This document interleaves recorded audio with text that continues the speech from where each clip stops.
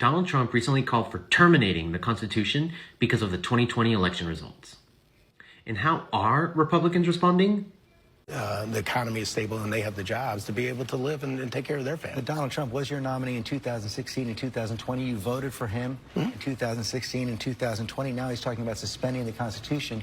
Can you support a candidate in 2024 who's for suspending the Constitution?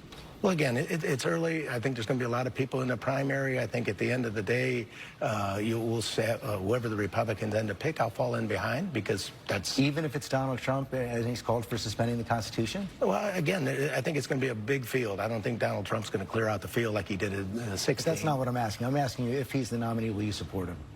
I will support whoever the Republican nominee is. And I just don't think that at this point he'll be able to get there because I think there's a lot of other good quality candidates out there. That's a remarkable statement. You'd support a candidate who's come out for suspending the Constitution? Well, you know, he says a lot of things. You have to take him in context. And right now, I have to worry about making sure as a Republican governance group and a Republican majority that we make things work for American people. And I can't be really chasing every one of these crazy statements that come out from any of these candidates at the moment.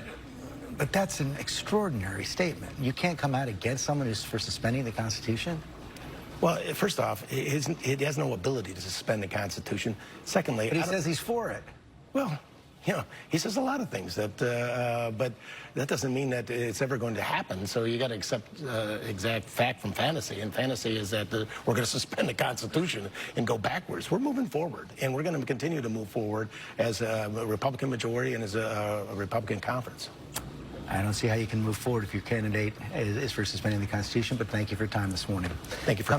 They're reacting like spineless cowards. The same freedom-loving Republicans who swore an oath to protect and defend the Constitution, who are up in arms over Twitter and the First Amendment, and who cry about their gun rights, are absolutely silent over the former president calling to suspend the Constitution.